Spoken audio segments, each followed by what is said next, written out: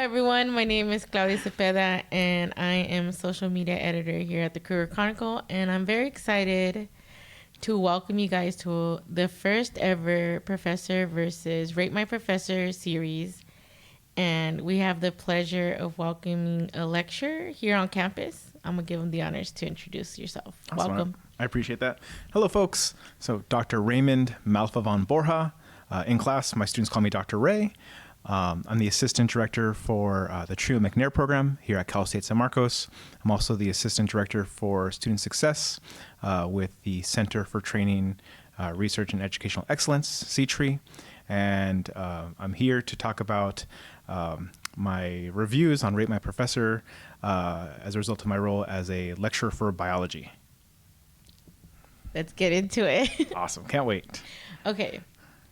So what made you become a lecturer? That's a great question. What made me want to become an instructor? Mm-hmm. I've always loved the classroom. I was really lucky. When I was as an undergrad, I had an experience as a supplemental instructor, SI. That's a program we still have here at Cal State San Marcos. And that was a really great experience for me to support others in the learning process. I loved that chance to just help others in mastering whatever they were working on in class. And so I had these really early experiences with that, and it really kicked off me wanting to become a professor or like a teacher. Nice. I know early on in my sort of career, I wanted to be a high school teacher. And then after getting involved in biology, I wanted to become a biology faculty member. And I've been able to live out some of that dream in my current role. Nice. It's crazy how life kind of takes you in different directions. Yeah. That's one thing I talk to my students a lot about is the idea that we need to shoot for these goals. We need to have goals for ourselves, but we don't know really what the end's going to look like.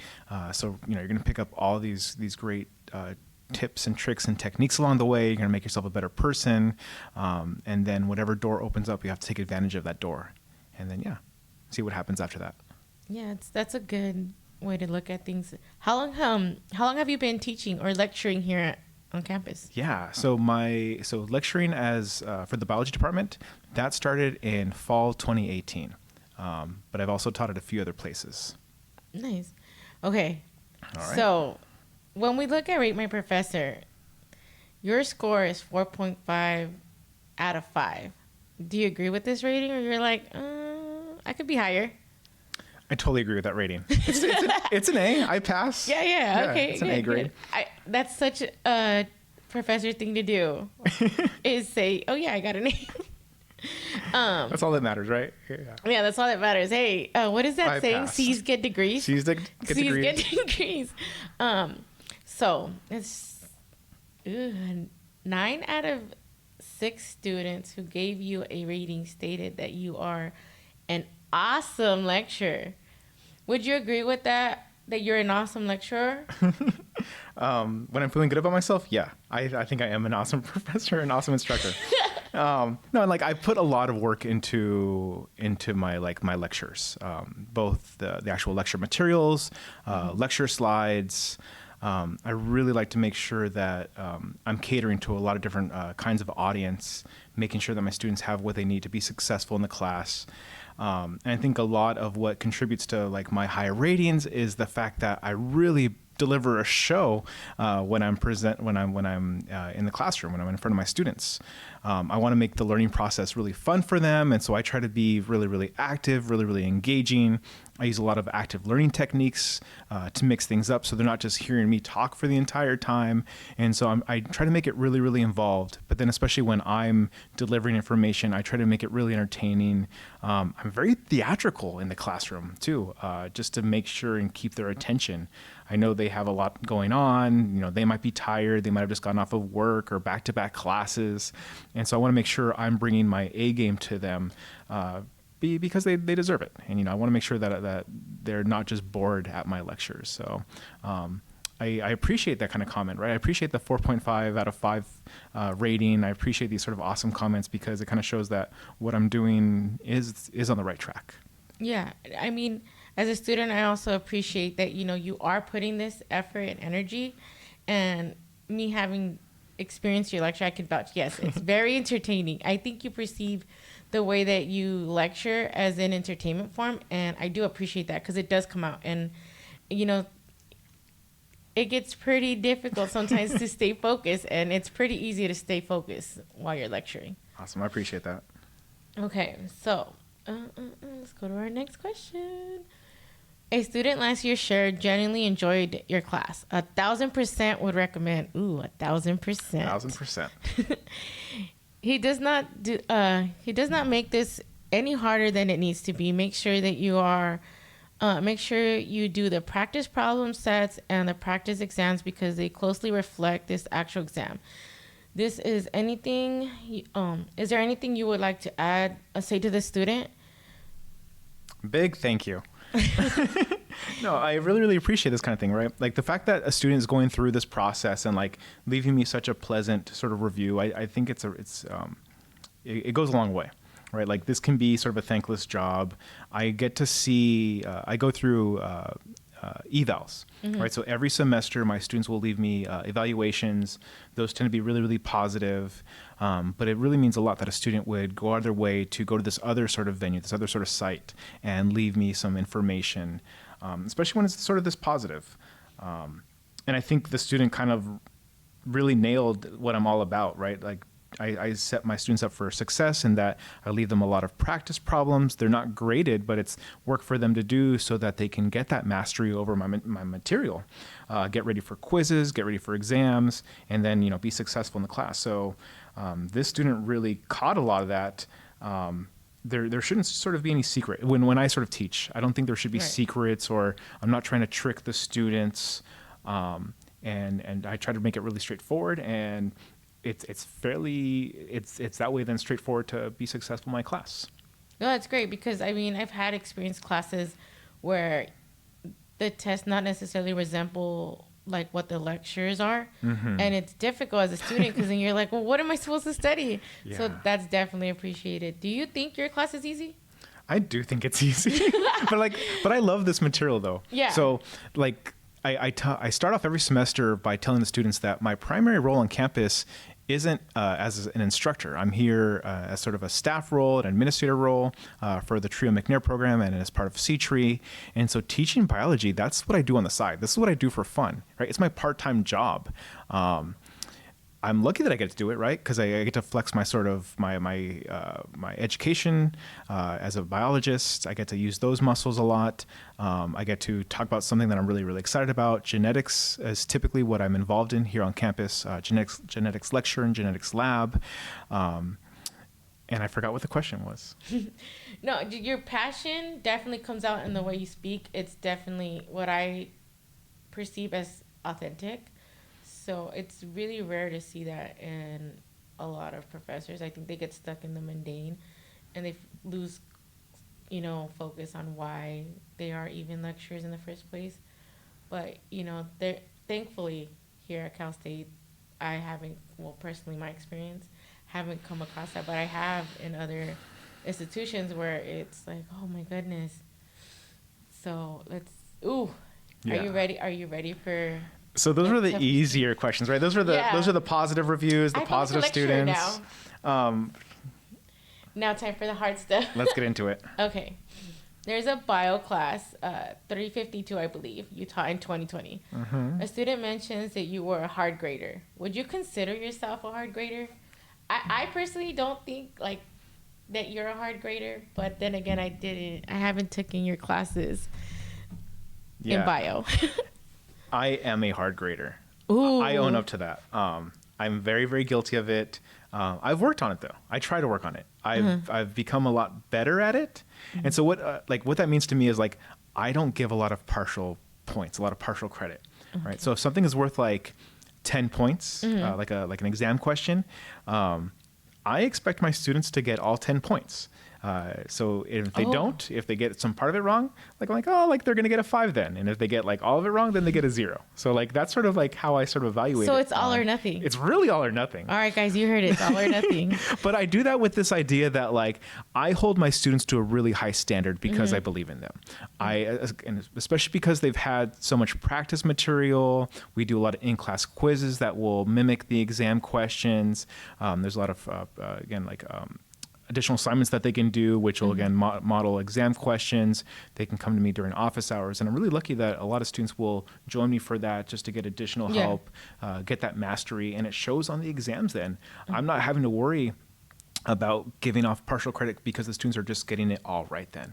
And I've had a lot of success, especially in the last couple of years, with students just acing these exams, really showing me that they understand the material. And I don't recycle questions. I try to create new ones or deviations of what I've used in the past. And so, you know, I'm really seeing that they're getting this material, and I love that for them. I want them to really get that mastery.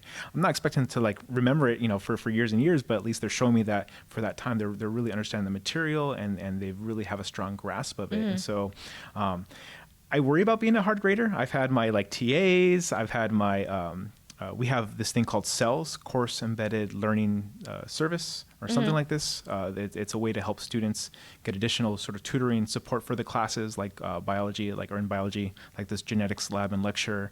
The students that work in those roles, they've told me, yeah, like you're a hard grader. They're students that took my class though, and they're like, but you're also fair. You expect your students to know the material, and you also set us up to know the material, and so you know it works out in the end. You're doing your job. Thankfully, hopefully, that's what I think. You want them there to gain knowledge, not to get a grade. Yeah.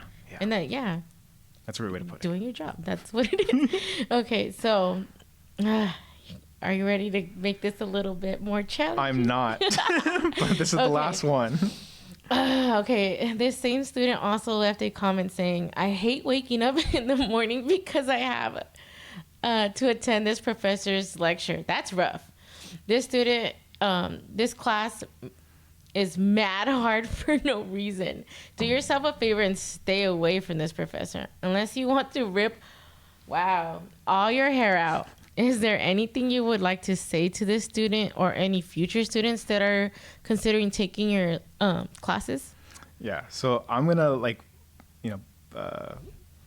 pull the curtain aside kind of thing. Like I was able to see these questions in advance and sort of go back and look at this. And I don't usually go to like ratemyprofessor.com. I haven't sort of reviewed that a lot.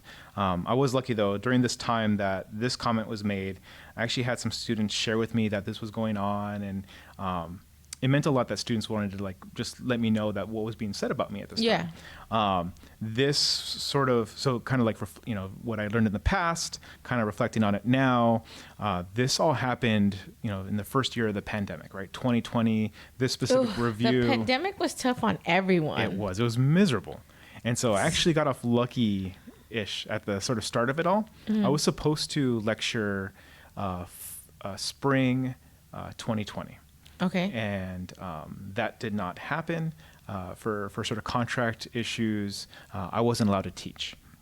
And so I got out of that. And so my first sort of teaching assignment during the pandemic wasn't until fall 2020. Oh, no. And so, I didn't sort of have this experience yet with changing my materials to this online format. We kept synchronous with it. And it was tough. I think it was tough on a lot of people. So wait a minute. Your first time teaching was also during the pandemic. Oh. Well, in this setting. Maybe I said that wrong. Okay. Yeah. Yeah, clarify it. Maybe it's just me. No. I'm also really, That's why really I have tired. caffeine. This is why. Also, fun fact, folks, this is the second time we're recording this. Yes, we had an issue. What was it, last week? Yeah, technical difficulties with the first recording. The whole thing was gone. Yeah. So this needs to be a disclaimer. We need to have this at the front and at the end of this recording. This is the second time we've gone through it. I'm trying to capture all the same like elements I included in my previous answers. It's not going to come out the same. It's never the same. It's never the same. But I thought, okay, let's retry it. Yeah. So this review came out during a time. at sort of in the first year of the pandemic. This was I had been teaching at Cal State San Marcos for a couple of years at this point, but I had never taught online, and so I think that was a really difficult switch for me. I know for a lot of students, they were still trying to figure out how to sort of learn in this sort of online format, and I think it was tough.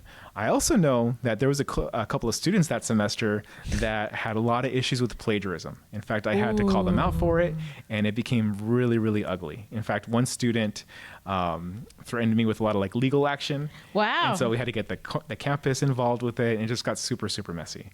And so I suspect like a lot of my negative comments, they seem to be concentrated right during that that fall 2020 class.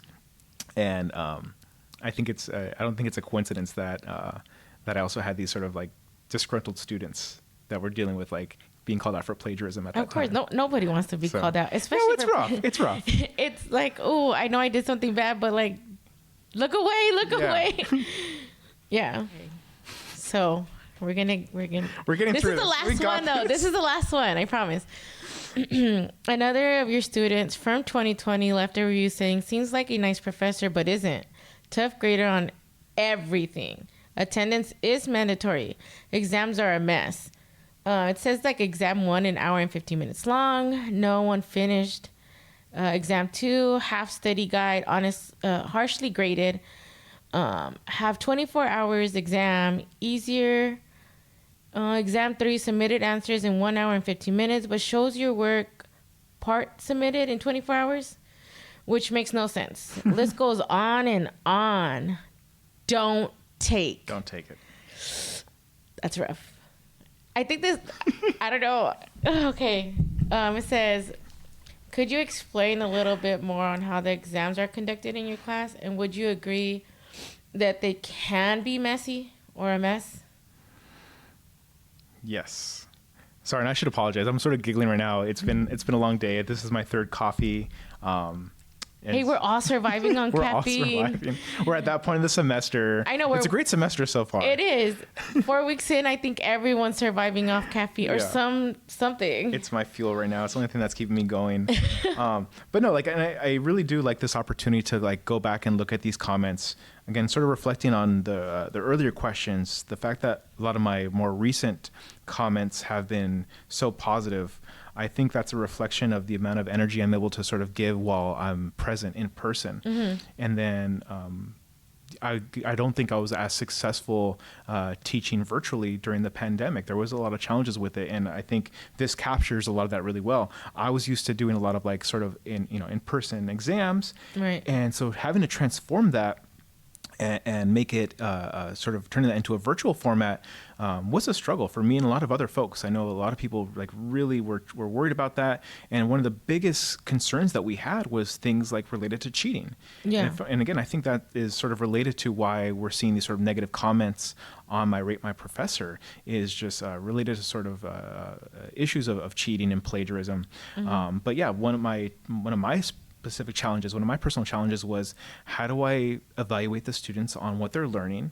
But then it became more of an issue of how do I make that assessment process equitable? Because then we started having issues where students didn't have reliable internet. They didn't have a reliable place to take an hour exam. And so students were able to turn in that initial exam and it was fine. But there was others that weren't able to, and I know a lot of that had to do with slow internet, not having the technology they needed, computers to do these exams, and so I had to switch up the format to support, I think, some of the other students, and so it became a thing of like, well, they can work as a group then without me knowing. I can't stop them from doing that. Mm-hmm. They can look up sort of answers online. I can't stop them, but I need to at least make it the exam process equitable where they have a chance to turn it in. And I can't sort of be so worried about like a time restriction. I still don't know if that was the right thing to do, but it felt right in terms of it giving students a chance to look at the material, then work on it, and then deliver it back to me in a way that worked for their timeline and their resources. And so, there were some changes. like I was mentioning earlier, this fall 2020 class was my first time teaching online, and so I wasn't quite ready to make all those transitions to the virtual learning format.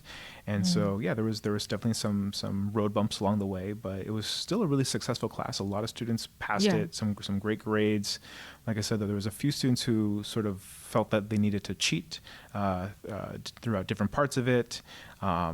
We had to deal with that, and I think one of the repercussions were these sort of like negative comments. Not that there aren't some valid things there, but right. it was definitely. And thank you for that, for acknowledging that. Yeah, no, it was still a good learning process for me, and I wish I would have gone in initially knowing that like I shouldn't worry about timing and again be more sort of understanding of students' resources, and I think that would have made everything better had we all like gone in that way, starting off with that information. Yeah, no, I mean, like you said, it was a last minute switch up. You were doing the best. I think a lot of us were just trying to adjust to all the madness that was 2020. Yeah. And I know I went stir crazy just being at home. And I think it was definitely a challenging time for everyone, especially in academia. Just a lot of students didn't take online classes. A lot of professors weren't online. So it was definitely an adjustment period. To wrap this all up, I did want to ask you about C-Tree and if you can inform the viewers specifically what is C-Tree and McNair. Yeah, I appreciate that. So again, a lot of what I'm doing on campus is related to student success, student support. That is ran through the TRIO McNair program, which is housed under C-Tree, the Center for Training, Research, and Educational Excellence. C-Tree holds several different programs, all designed to support students in being successful, helping you to find these sort of professional goals related to your research interests and helping you to go on to graduate school. Our mission is to get students to go on to get their PhDs. A lot of them will go through their master's first and then get their PhDs, but it's all towards students just seeing themselves continue on in sort of these professional worlds. So we're actively recruiting right now for students. I think those deadlines are March 15th, 2024.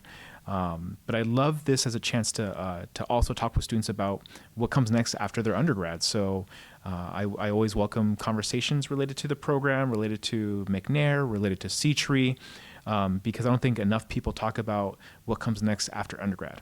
Yeah, I agree. Where can these students find you if they want to reach you? Yeah, for sure. My contact information is pretty simple. If you go to the Cal State website, you can find me there, Raymond Malfa-von Borja. If you look up the McNair program, my contact information is there. If you look up C-Tree, my contact information is there as well. And then my office is in Academic Hall, 419D. I love meeting with students, helping them to sort of think about what comes next for them, or if they're biology students, helping them to really be successful in our classes here. Would love to have them join me. Great, awesome. Thank you for coming, and thank you guys for watching. And that pretty much wraps up our first ever Rate My Professor versus Professor. Awesome. Yeah. Okay. Thank you.